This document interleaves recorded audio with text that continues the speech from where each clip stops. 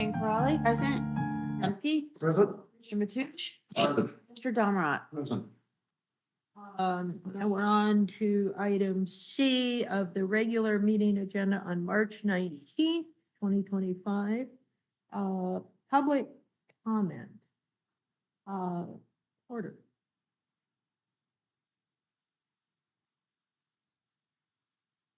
Just came in to talk about hopefully maybe this summer, I'm hoping for squid to come back to our harbor.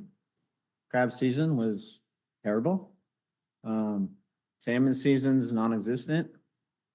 And it's gonna be another, kind of looks like dead year for the harbor. Squid, I'm a squid fisherman. I own both of the only two squid boats out of Half Moon Bay, and I offload squid at the end of the dock. Historically, I think, the lease started with my father. I got to control the lease. Been offloading squid for roughly 40 years. Till I think 2012, there was a second squid offloading operation allowed. We had some good years and the dock gets pretty congested. It gets pretty wild. About maybe 4 years ago, there was a third party. Well, the second squid offloader kind of broke up. There was a team between the other two tenants out there, and they each were allowed to get their own offloading squid operations. Problem I have with that is by allowing each tenant to offload squid, I'm gonna probably lose a lot of my business. I've had the existing business, and it all comes down to the small pier and the trucking. If you're not allowed to get trucks, you can't get your squid off the pier. I brought this up, I think, 3 or 4 or 5 years ago when it was first, the other two tenants were allowed to offload squid. We had one day, about 50 ton, usually it's 2 hours. It took 4 hours. Cut my operation in half. I understand everybody out there needs to trying to make income and make work, but I don't think it's fair, and I believe there's some terms on our lease to allow a new operation to affect an existing one. Open a restaurant and lose half your parking spaces or half your business. I'm not opposed. I think they should each have the right, and I would like to try to just ask for a priority truck spot for the history and not to take damage to the existing business created over 40 years to let, new coming business in. Last 3 years, there's been no squid. Hasn't been a problem.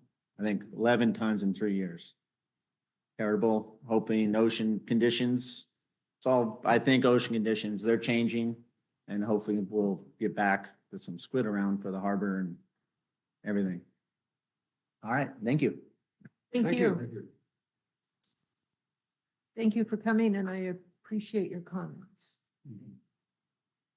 I have 2 letters, emails for public comment. One is from Craig Jerby, and he is concerned about the rate increases for tenants at Pillar Point Harbor, and he disagrees with them. And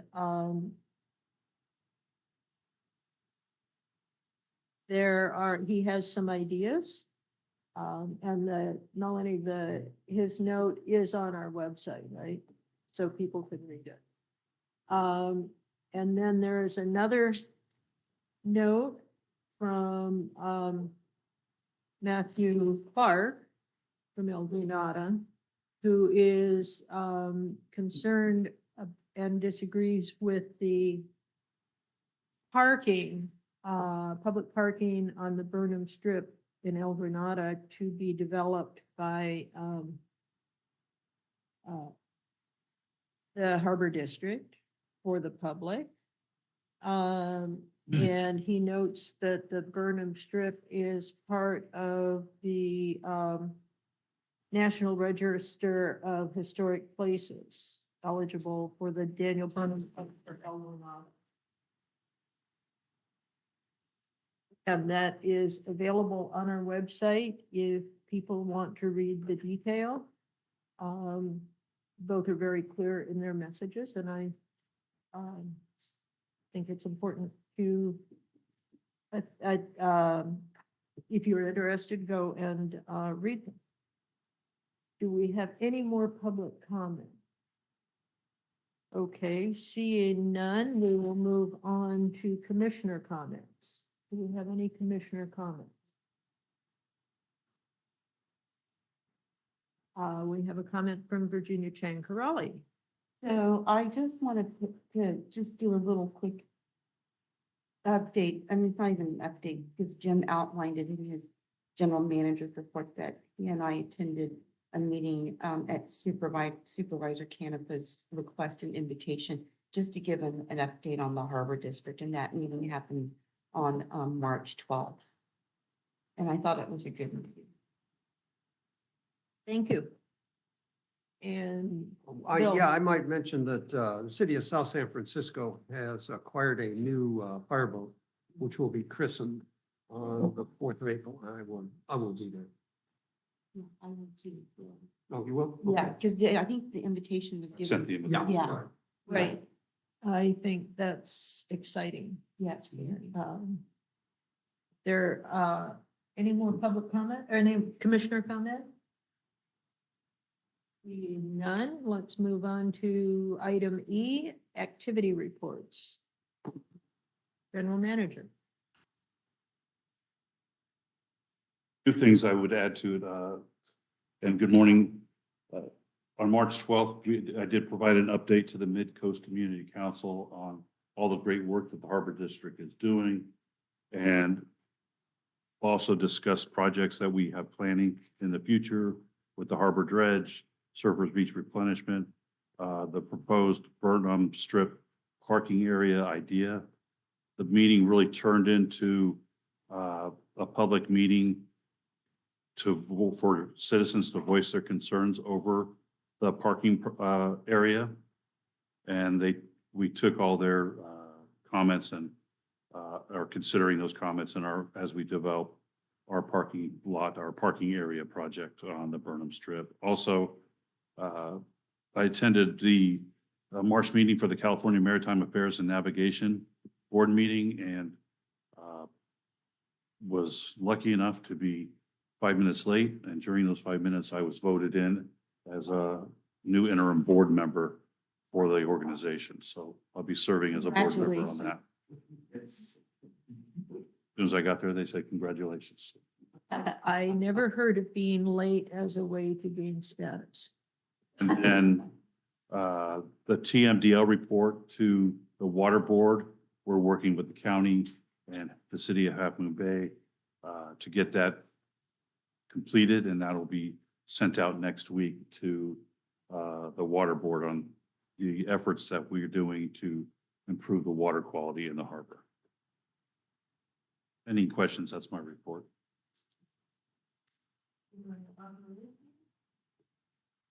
Everything's going very well at both Brooklyn Harbor and Oyster Point Marina. I'd just like to acknowledge the hard work that staff have been doing in preparation for these strong atmospheric river storms, which were significant winds. We had no boats break loose, no boats sink. Staff were walking the docks all throughout the storms. And those that were neglected, boats that were neglected under the general manager's leadership, we did purchase extra line, and we were able to go ahead and put additional lines on those vessels that we observed may need it, and also pumped out during the storms boats that were taking on water. So staff did an excellent job both at Clear Point and Oyster Point.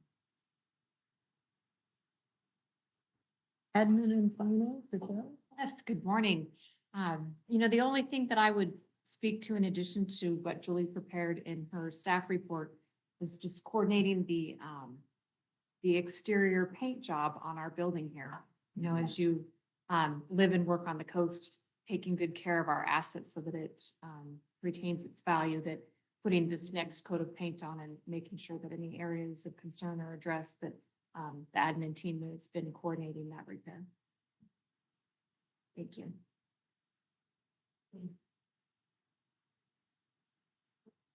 And agenda.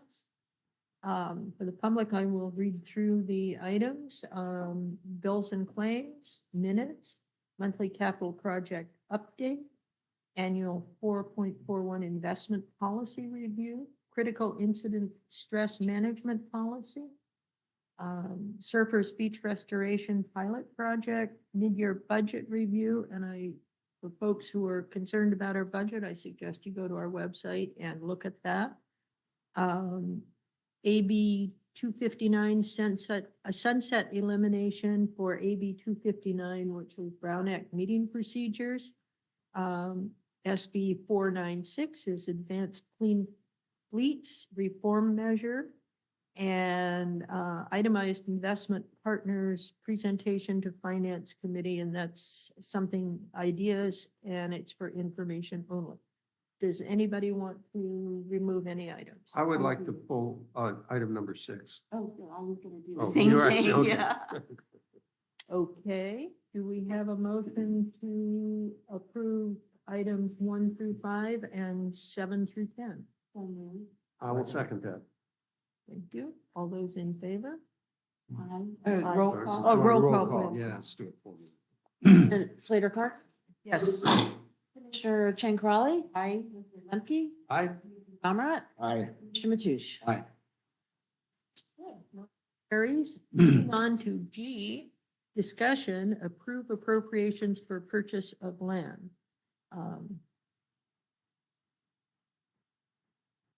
Yeah.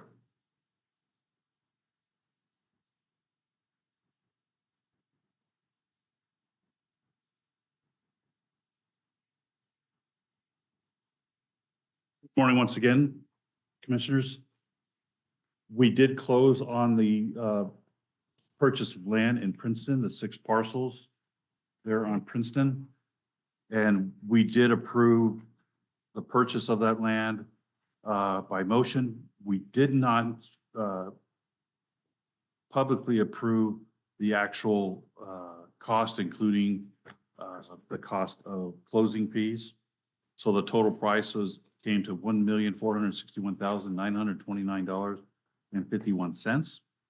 And to ensure that our financial accounting is proper and documented correctly, approve the appropriation or transfer an appropriation into the district's accounting system. So requesting, the staff is requesting that the board approve an increase in capital asset appropriations in the amount of $1,461,929.51, inclusive of taxes and fees to be funded by the working capital. This is already, the checks already been, or the wires already complete.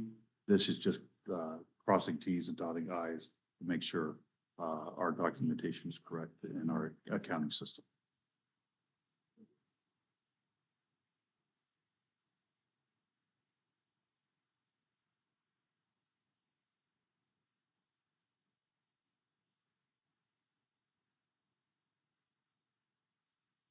Increase in capital asset appropriation in the amount of $1,461,929.51.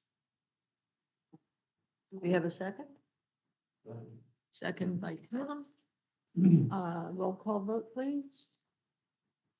Slater Carter, Yes. Comrade, Yes. Mr. Lemke, Yes. Mr. Mathush, Aye. Mr. Chang Crawley. Aye. On to item G2, Pillar Point Harbor Storage Fees for purchased property at 181 through 195 Princeton Avenue in Half Moon Bay. So building on to the last item, you're all very aware that we purchased the property at 181 through 195 on Princeton Avenue. The property was previously used as dry storage. At this time, the district is opting to continue to do that. And there's approximately 22 boats in that storage lot. And we need a mechanism to be able to continue billing our tenants that we've inherited. And so This item is to add that fee for the dry storage. And it is the same monthly amount that has currently been charged while we have some time to put together and research the appropriate agreement and local rates, just to make sure that the rate is appropriate. But we need that mechanism to be able to start filling our new tenants that lot. The $100 per month, is there like a sunset to that $100 per month? Is that like for a period of 6 months or 3 months? If somebody's storing the boat would probably like to know, okay, we need to pay 100 for a certain period of time, and then it may change again. Is that something we want to put in the recommendation? You'll see on the next item that we are proposing to increase that rate to 125 as of July 1st. But for now, we'll keep it at 100, and that'll give us a little time to do more research on what those dry storage rates are competitively across the region.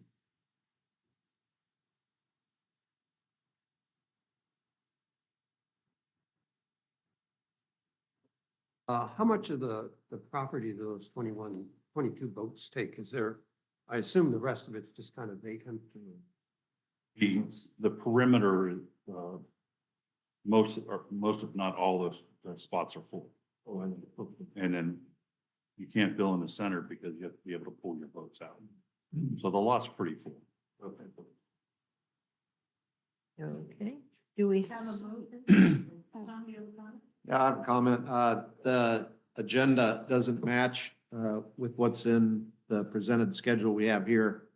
G2 is missing from what we have in our written documents. And I'm just making a note for anybody following along. What are you talking about? Starts on the back of Here, G1. G2's here. Okay, Meyer. So I may have Virginia. I may have missed this. What are we getting, like, what are we getting now in terms of, I mean, what would the revenue be now with the current use? It's about $2,500. No, but for our total revenue, not, you mean, For each- For that, so, we're getting $100 a month per vessel, and we Right, have so about it'll be 22 20 vessels. okay, got it. Okay, so it's, yeah, about 20. Okay, got it. So did I miss that there? It's, the staff report mentions the 20. The approximately $100.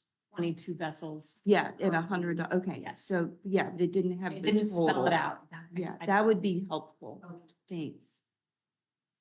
And the harbor master, Chris Tibby, under the general manager's direction, is having staff try to look at the entire lots, those lots, and maximize and stripe and maximize the area with as many trailer boats in there as we can.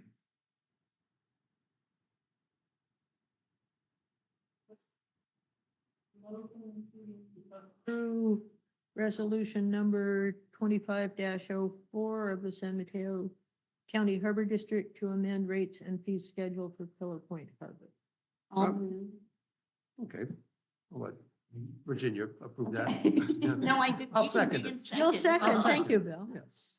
I believe that at this point, that we'll just initiate the proceedings, so to publicly notice, and then at our next meeting, we'll approve the resolution, so we'll. Okay. We'll Oh, give so- everybody time to. Yeah, think about it. Let's change the motion. Okay, to initiate proceedings Yes. to amend the fee schedule to include this dry boat storage of $100 per month. So I will withdraw the original motion and make the motion to initiate the proceedings. And I will second the amended motion. Roll call vote, please. President Slater Carter, Yes. Commissioner Domerant, Yes. Commissioner Mathush, Aye. Commissioner Zemke, Aye. Commissioner James, aye. I'll make a recommendation to the board that they consider, going ahead and, skipping to the old consent item. Yeah, on surplus F6. fees. We have, We've got two consultants that are, online.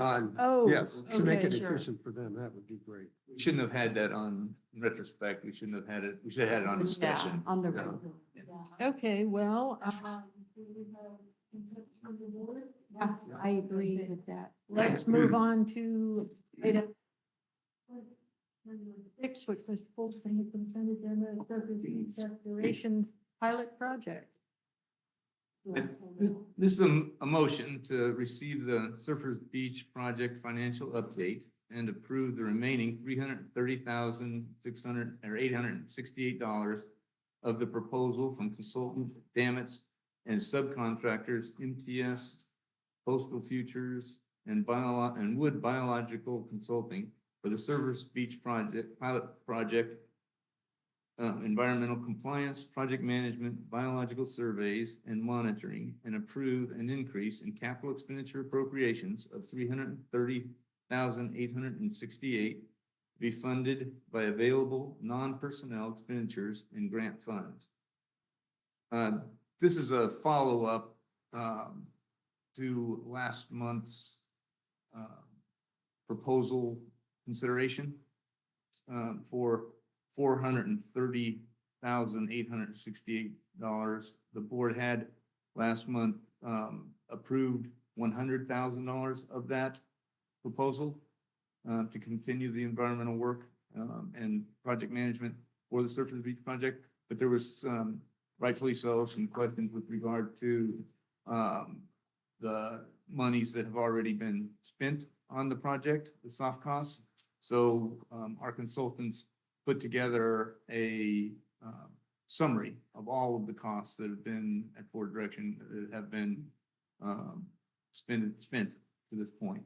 And we've got consultant Dammits and our environmental and project planning design team, ESA, Louis White, online now to answer any questions that the board may have.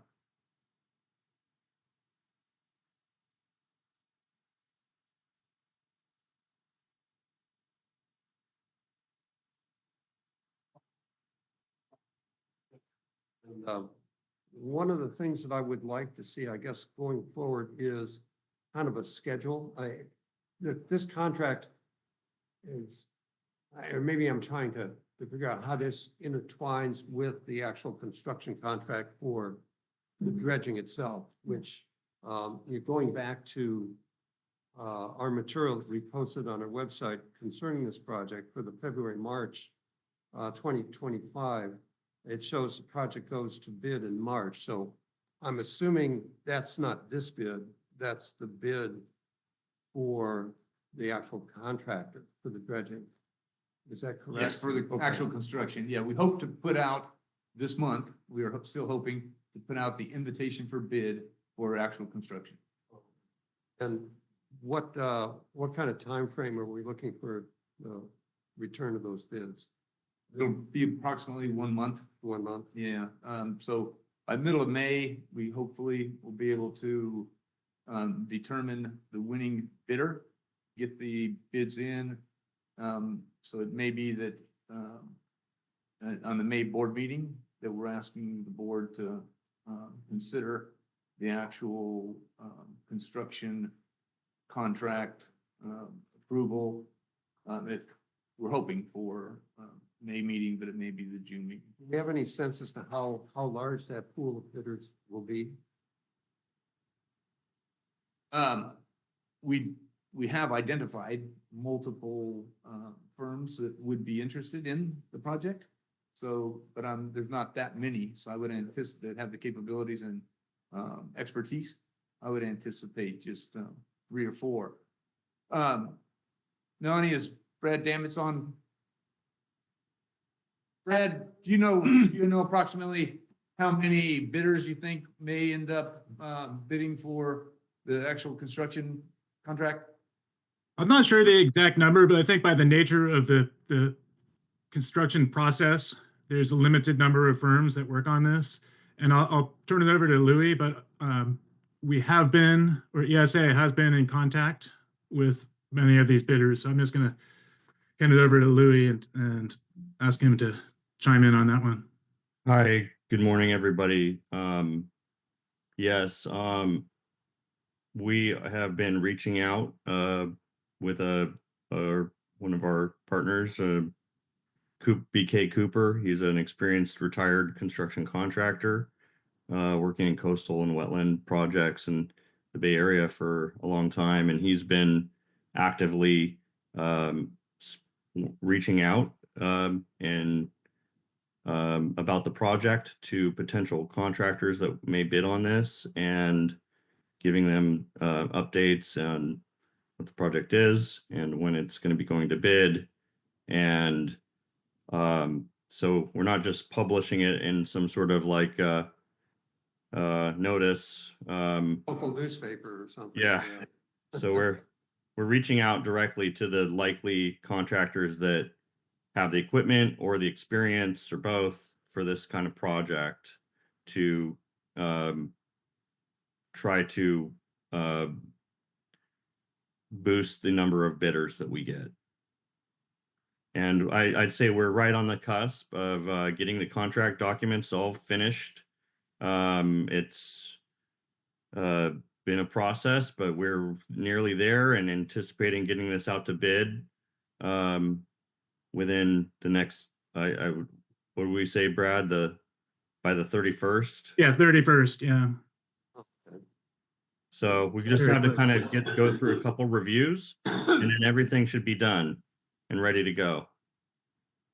Is there a separate contract for the eelgrass transplanting? So Or is it part that's of this kind one? of, that was a decision we, in going through and developing all the contract documents, we identified a complication with having two separate construction contracts, one for the dredging and movement of sediment, and then one for the transplanting. And so the decision, we were directed to integrate them into one contract.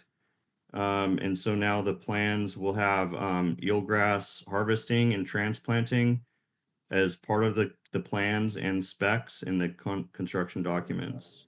It'd be very difficult to have two separate contractors working in the same area at the same time. So we did incorporate. We were worried about, double mobilization, having a contractor mobilize and then demobilize and wait for the eelgrass to be transplanted and then to remobilize.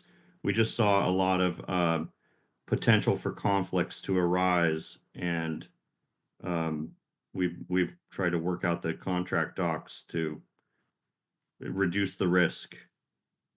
But that makes me feel better too. Do we have an actual schedule? I mean, I'm used to looking at things like what's the critical path? And what I don't want to do is have a big speed bump. I know we've waited so many years to get this done that we kind of know what's coming up and what that schedule will look like going forward. As I understand it, the eelgrass transplant season is like from March to September, October. Is that That's correct. Yeah, April, the eelgrass growing season, according to the regulations and the permitting agencies in this area, begins April 1st and it goes to the end of October. So all work has to take place during that period, and you can't do the eelgrass survey to get that baseline on what you're mitigating for until after April 1st. So it's kind of all dependent on the natural schedule. I really want to make sure that we don't miss another construction season. I agree. So that's, We have everything lined up to be able to get the dredging done that we need and still allow time to transplant the eelgrass. And once the eelgrass is transplanted, is there a seasonal problem with when the actual bulk of the dredging is done? Can that be done in the winter or? no, the limiting factor is really the getting that eelgrass transplanted within a certain time in the beginning of the growing season. If you plant it too late, say August or September, then it's not going to have as much opportunity to get established with those long days in the sun, because it is a plant So that's the main determining factor. But as far as timing of the dredging, we were advised early on in project planning by the technical advisory committee that we don't want to do it in the winter. We don't want to do it in the fall. We want to get it done in the summertime because we want to have the benefits of having that big beach before the winter kicks in and there's complications with the waves and the, forces of the ocean if we wait too long that make it much more challenging. So it really does have to happen in the summer, and it's lined up to do that. It's a complicated thing. That's the contract that you're considering today has a lot of those elements, like getting the scientific collection permit, all the things that we have to have lined up to be able to get this thing in place for that kind of accelerated schedule. Will the contract have that expectation of the critical nature of this, so that we don't award a bid and then the contractor says, well, I can't do it until August or October. Yeah, I guess can I'm- answer that. Yes, the specifications and construction contract have a sequence that's required for the work, and there are also acceptable timeframes for those elements. And so in general, it starts with after notice to proceed and mobilization, the contractor will dredge in the vicinity of the boat ramp, the boat launch, and move sediments over to the west basin and place sediment there. And it will require minimum 2 weeks of settlement time once they've placed sediment there to settle out. And then that allows the eelgrass biologists to harvest eelgrass from areas that will be dredged in the East Basin and transport them to the West Basin at the mitigation area and plant them or transplant them. And then when the eelgrass biologist is out of the dredge areas, the dredger can come in and start dredging and pumping sand to Surfers Beach. Yeah. And I it's- guess They could Right. even start doing that before in areas outside of the eelgrass. If there's areas in the boat launch ramp that are going to be destined for Surfers Beach with really good sand, they can get in there and start dredging that if they need to. The main thing is just along the east breakwater, they can't start dredging until the shoal that's built up in the west basin is ready and settled and ready for transplanting. So kind of a lot of moving pieces, but so I guess kind of Mike, just thinking on that, so you're basically looking at doing the transplanting of the eelgrass probably in the July, August timeframe? Is that? ideally before then, ideally June. Yeah, if it falls into July, that's still fine, but I think according to the current plan, we want to get that done in the very beginning of the project. So once the contractor mobilizes and gets ready to go, the first thing they're going to do is start working on that process. Yeah. And after you transplant the eelgrass and do the actual bulk of the dredging and the sand placements, how long do you expect that would take for the dredger to move that quantity of sand? I think it can be done likely within about a month or so. I can get back to you on I'm just trying to refined- get a general feel for what.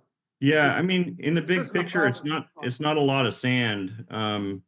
It's, less than 100,000 cubic yards. And so I think they will be able to,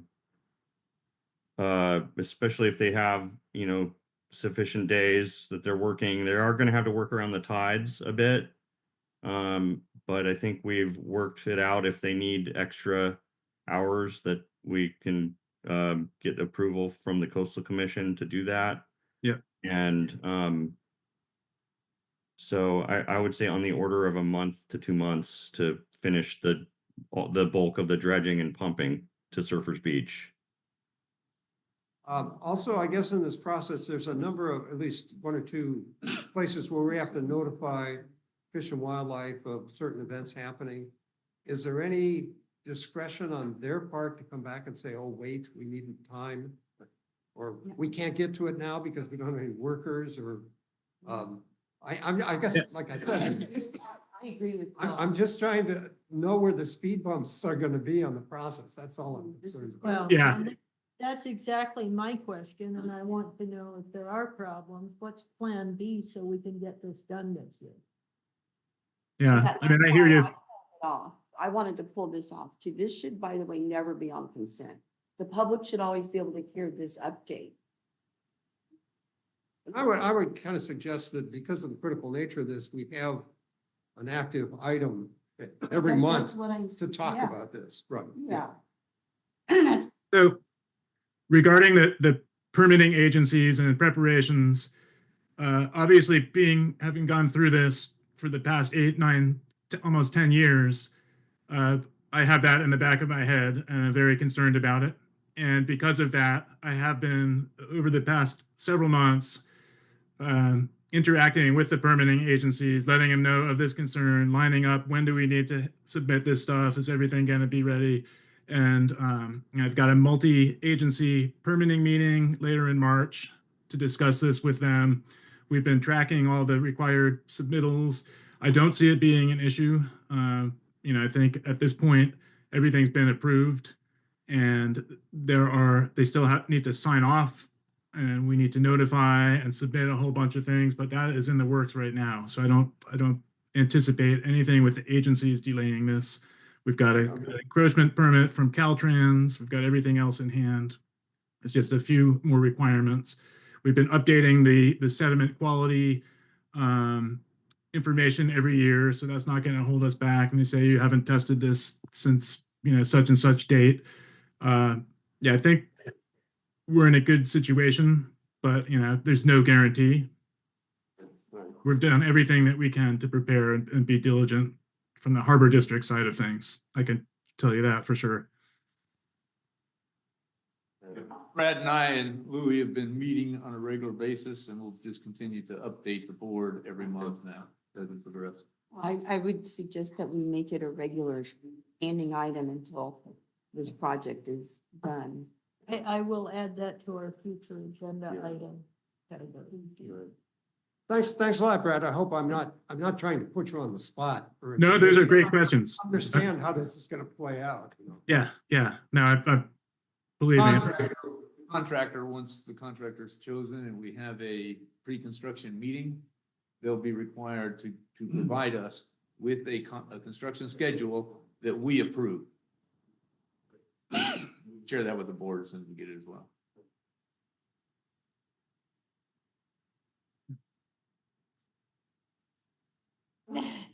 No, I agree with Bill. And that was one of I wanted to find out what the bidding, when the timing, when all of that would start. So that answers a lot of my questions. So, I think that it's a good idea to put it on the regular agenda. This is a standing item because so many people are interested in this issue and we're like, we can see the finish line, but we just can't seem to get there. And I'm hoping that having this out there will kind of help push us a little bit towards that so we can get over the finish line. Behind the scenes, the general manager, myself, Brad, Louis, we've been putting a lot of pressure on I know. everyone to make this go as quickly as I know. possible. The community and the board obviously everybody's excited about the project and it looks Yeah. like we're finally going Yeah. to be able to. Yeah, thank you. And I'd like to just also say, to the question of our trying to get the most bids, we will also be advertising and sending out to the plan rooms, all consistent with the California Public Contract Code. And even though we will be also, as we do with all projects, sending it to contractors that we know may be interested, there will be no bias. Every contractor that bids will be, their proposals will be evaluated fairly.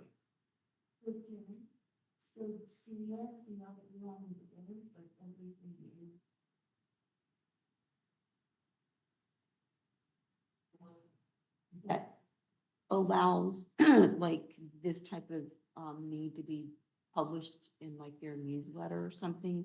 or electronically, because I think a lot of the consultants slash contractors look at CMAQ's website or whatever, you know, I don't know, I'm just throwing it out there, because I want the widest possible. But they'll look at the data in terms of who the contractor was and the quantity and completion date, completion start, all that is, yeah, that happens kind of.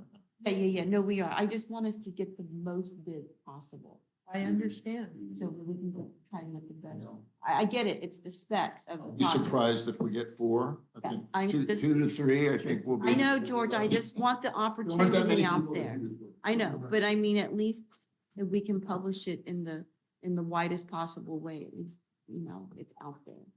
Whether or not, however many we get, it's gonna be how many we get. But anyway, I'll make the motion to approve, where is my, item 6, yeah, but I I have wanna, one question before- oh, okay, sorry, It's George. not a motion, but Page is it safe to 41. assume that on our harbor website, we will have a separate link to data that the various subcontractors and contractor can put in so that the public can see kind of on a weekly basis, status, what's going on, any pictures, stuff like that? Is that, Brad, programmed into anything that you have that you can get it to either us or have you guys incorporate it directly? So that all the public has to do is get on our website, link onto the Surfer Beach project and kind of see what's going on. It looks like we lost Brad, but are you asking about like regular updates during construction? Yeah, the regular updates that would go into like our webpage so that not necessarily for us, but as much as for the rest of the public, that we can then say, okay, if you really want the most up-to-date information, you know, link on our website.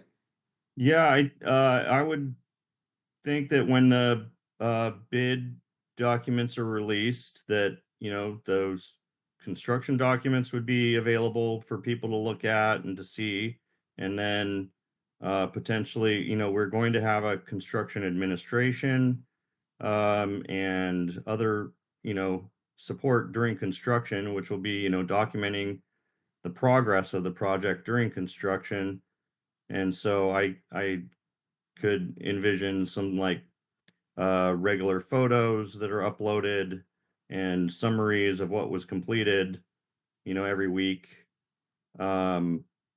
Yeah, that kind of thing. And like for the public, things like maybe short video clips of how the process of transplanting the eelgrass works and stuff like that, Yeah. and how that's I, going. I think it's a great idea, especially in the sense that this is a pilot project. That you know, we'll have the construction administrator and other engineers support doing observations that can help document that those activities and summarize them and make them available. Yeah. I apologize. I lost the sound of the meeting, so I had to rejoin it. I didn't hear the question, but I'm kind of getting the gist of it. One Just thing say we're- yes, Brad. Just say yes. Yes.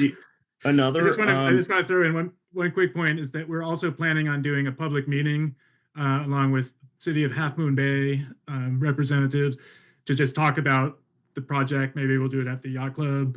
You know, once we get this thing out to bid, so people know what to expect as far as the construction process and the timeline and that kind of thing. In addition to the regular board meetings where we're going to be presenting, so there's going to be a lot of opportunities for the public to follow the project. Great, thank you. On those same lines, are we anticipating put some kind of information board up?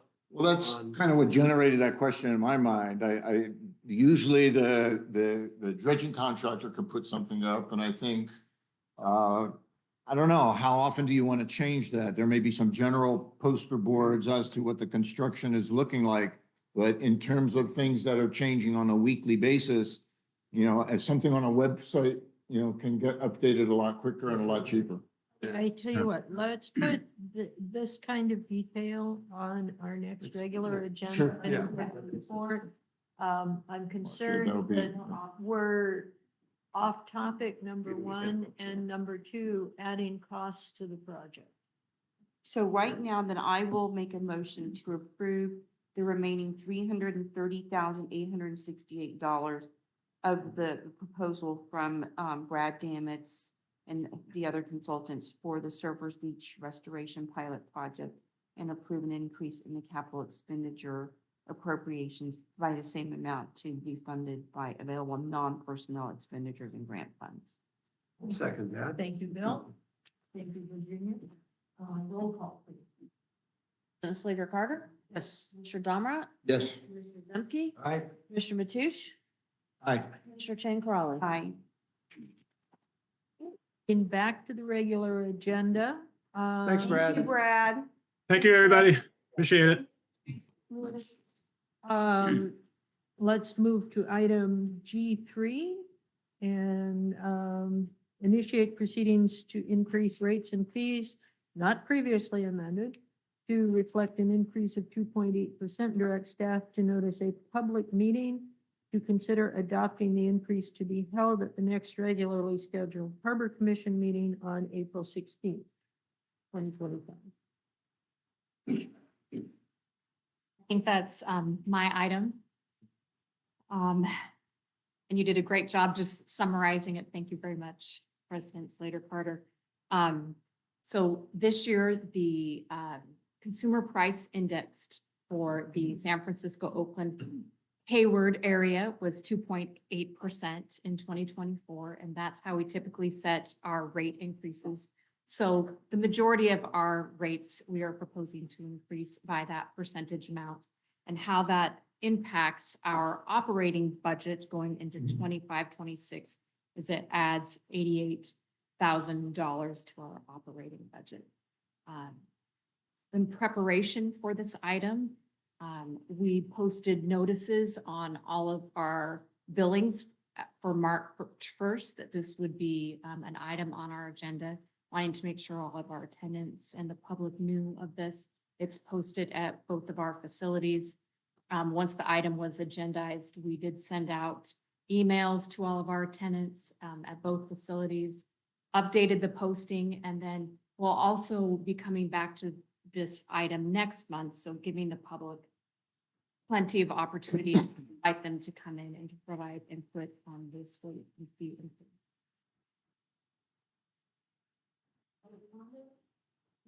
None. Let's bring it back to the board.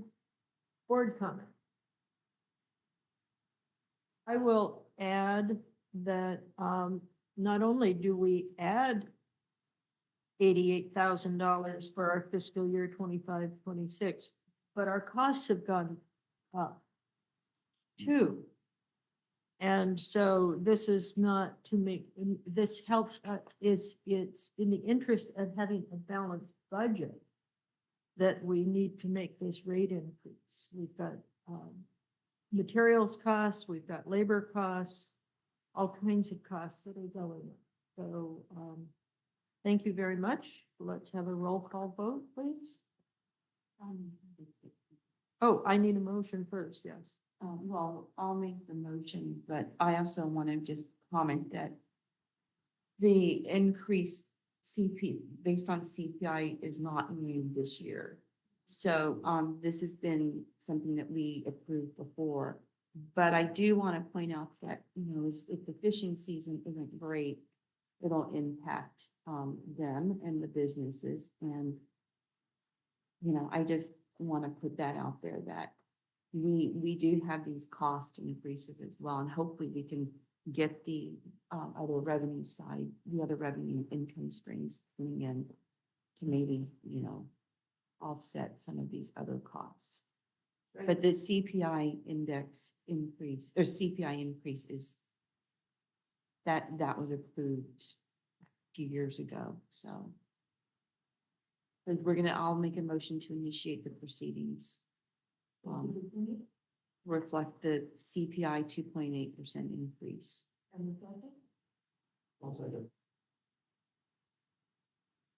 Roll call vote, please. Aye. Mr. Chen Carolli? Aye.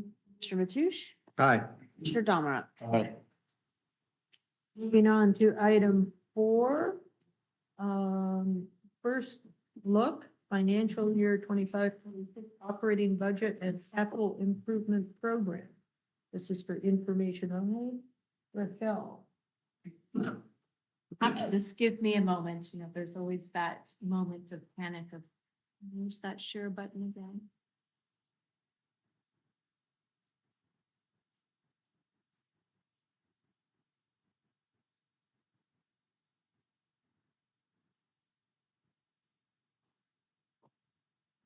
Perfect. So I'd like to just start off the item with thanking our finance committee, Commissioner Chang Crawley and Commissioner Matoush for joining us as we did the first step at looking at our first look of our budget for 25-26.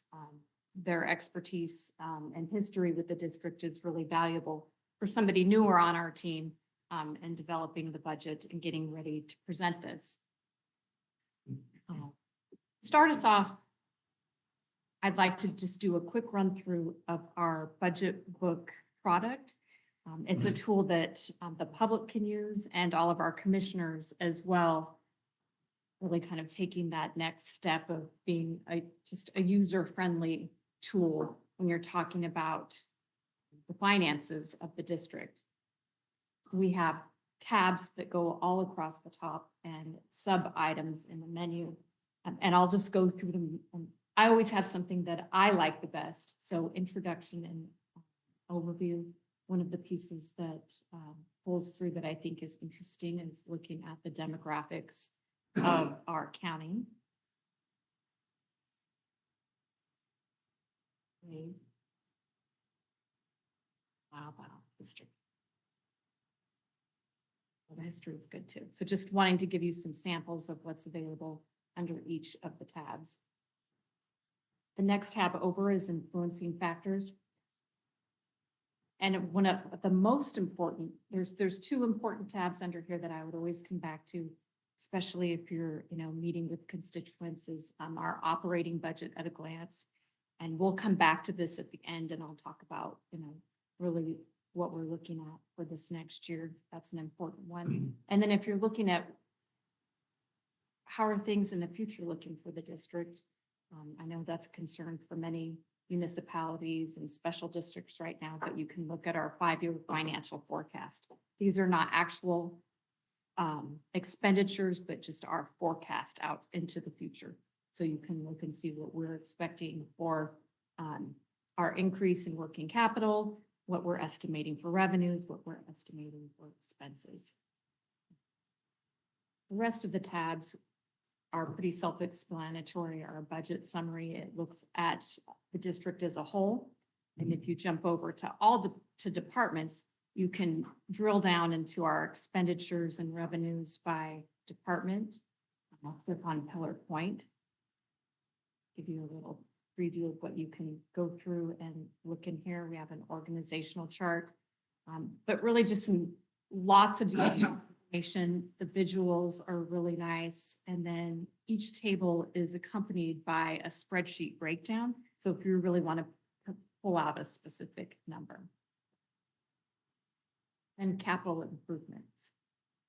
So I'll give you a quick overview of what we're looking at for our 1-year plan. So this year in 24-25, we are anticipating spending right around 15 million on our capital improvement projects if the timing all goes the way we anticipate. We know that often we have to roll over some of those expenditures. I'll also say that as we are planning the budget, we are continually in that active planning stage right now. And in the last couple of weeks, we have connected with our staff at Pillar Point and really looking at the specific needs around search and rescue. We send our staff out to do some very dangerous things and did an analysis of their equipment and are there any needs to ensure that we can provide that search and rescue service safely for them and then be successful on the things that we're doing out in the open ocean. And so right now, in this version of the budget, we have $100,000 for vehicles and vessels at Pillar Point Harbor. But after that analysis, one of the things that would change that we'd want to come back to is we're looking at increasing that by $275,000, so for a total of $375,000. And that would include replacing the jet skis that our search and rescue team uses and repowering our primary search and rescue vessel. So just knowing that that change is out there and wanting to make sure that our staff is safe and they have the tools to do their job. I'm going to jump back to influencing factors in that operating budget at a glance. Just to take us through what we're looking at for fiscal year 2026. Our operating revenues are budgeted to increase by 2.2%, even though our CPI is 2.8. It doesn't take that, we don't absorb that whole 2.8%. So 2.2% in operating revenues. That's also kind of considering that we are going to have a decrease in those launch ramp fees. Salmon season is looking doubtful. So that's why we're looking at those reduced in operating revenues. Non-operating revenues are budgeted to decrease by 1.6%, decrease in property tax, and then partially offset by our interest income that we are generating, which is a good thing. It may not go on forever, but we are anticipating that increase this year. Salaries, wages, and benefits, those costs are projected to increase by 5.6%, and those are primarily due to the cost of health insurance premiums and other benefit costs. Non-personnel expenditures are budgeted to increase by 9.6%. And we're really seeing that being influenced by that 2.8% in CPI, but also where we put the Surfers Beach monitoring costs are up in operating, and then stepping into the Princeton Shoreline feasibility study next year. Capital projects for the next fiscal year include the $200,000 for the general manager, and then we will be looking at vehicle and vessels for both Oyster Point and Pillow Point. And so this item is similar to rates and fees that we are just going to publicly notice it, and we'll keep working on it between now and the next month and making those changes and updating as necessary. Any questions?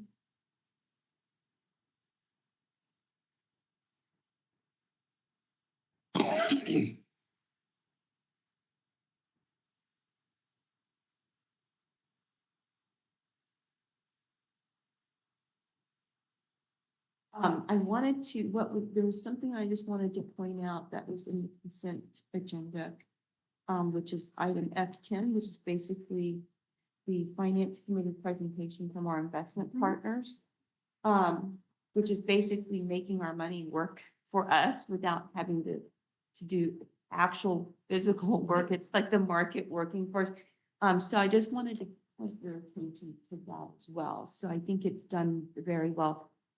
Just a quick question on this. This was brought up in the meeting, Michelle, but I'm looking at our current portfolio, and I'm going back to that because I am trying to point out that, the bond market has been pretty favorable, but as the curve normalizes, again, the yield curve, we're going to probably see the interest rates, the returns go down on the short end. But for our current portfolio, is there any way that you can ask them to please give us the overall ROI? Because they've got it based on each issue here with, farm credits, Fannies, Freddies, and the treasuries, and they each have their own yield based on their yield and maturity, but we can just get an overall ROI. And I think they mentioned it. I think it was around 4.25%, but something like this would be great. I will absolutely Okay. to bring it back to you. Yeah, thanks, because that'll give us, it'll help me plot it actually. Because we're in a very uncertain economic time, so that's why I'm just plotting it. And really, the stock market isn't gonna be that's not the reference that we need to look at. It's the bond market and the yields right now. And especially if the Feds are gonna decrease yields probably at least maybe twice this year. Yes. Okay, I'll bring thank that you. back. Thank Okay, you. thanks. That.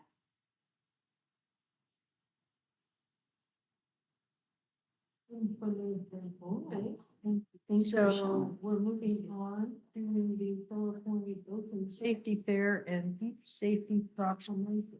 Yeah.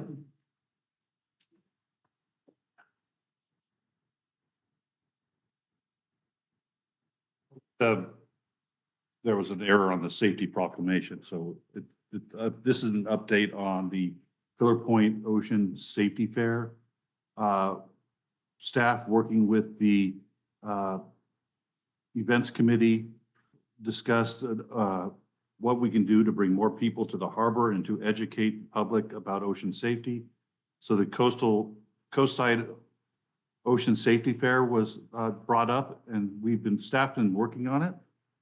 We have several other federal and state and local agencies have committed to the safety fair.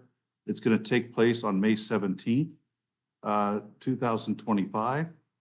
We tried to work with the RNA Foundation to do a 5K walk, but due to permitting requirements, we're not able to get that completed in time. But we are going to have a 5K walk and possibly a paddleboard kayak event at the same time this October. So we're still working with the RNA Foundation to do that. The safety fair will include demonstrations by the United States Coast Guard.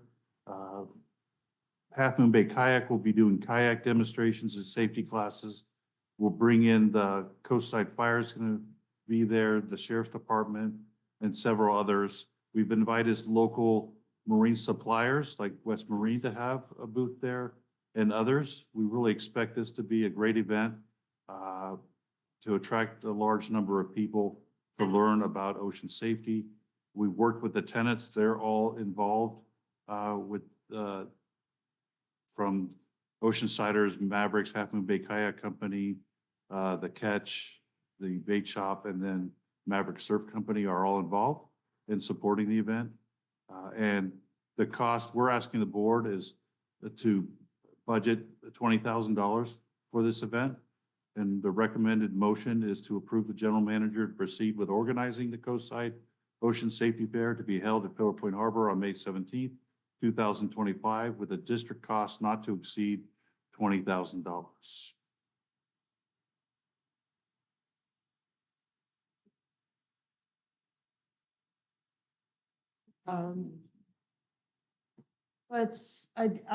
Virginia, your comment. I'm just gonna make a move to approve the general manager's,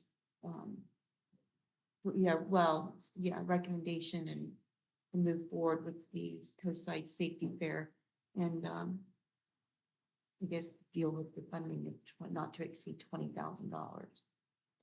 Okay, any more comments?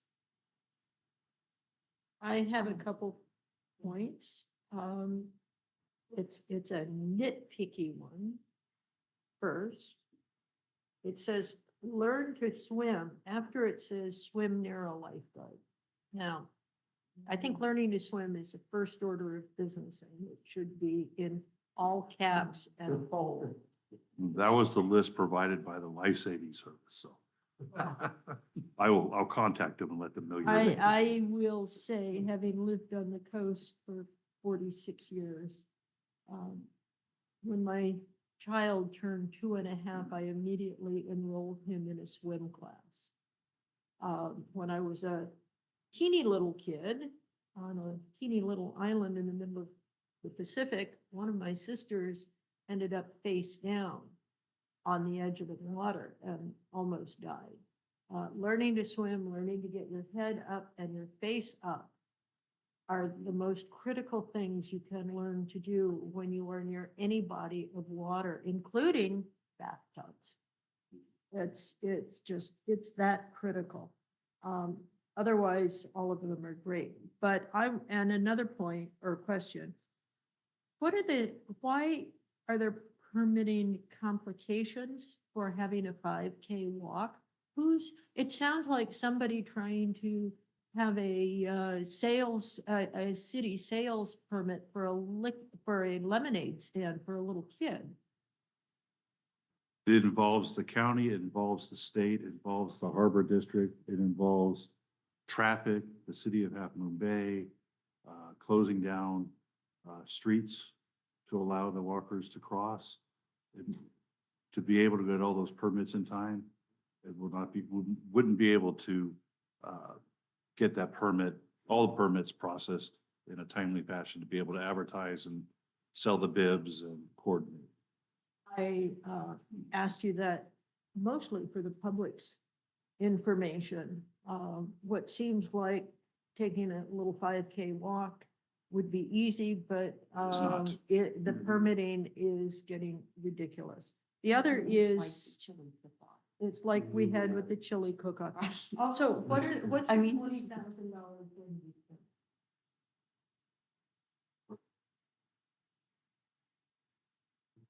And paying for the sound system, the stage, some safety equipment. Also, our intent is to buy safety equipment such as children's life jackets and hand them out to children at the event and other safety items like that. Fabulous. Thank you for the detail. All right, we have a motion from Virginia. And we need a I'll second second it. from Bill. Boy, the minutes are gonna be easy. Motion by Virginia, second by Bill. That's okay. We're moving right along. Roll call vote, please. Slater Carter? Aye. Mr. Domrat? Aye. Aye. Fish? Aye. Aye. Thank you. So we're This at was the your end report, not of mine. the agenda. We're going to move in Service to the- session. So we'll take a 5-minute break. When we come out of closed session, we're going to be discussing any action we have taken, future agenda items, and then we will adjourn. Thank you. Recording stopped. Press. Okay, let's call this meeting back to order. No action having been taken in closed session. Moving on to future agenda items. I would like to add current capital project as a regular agenda item. And in April, we're going to be discussing the reopening the meeting to Zoom participation for the public. And also discussing changing our hours away from those of the Board of Supervisors to an evening meeting.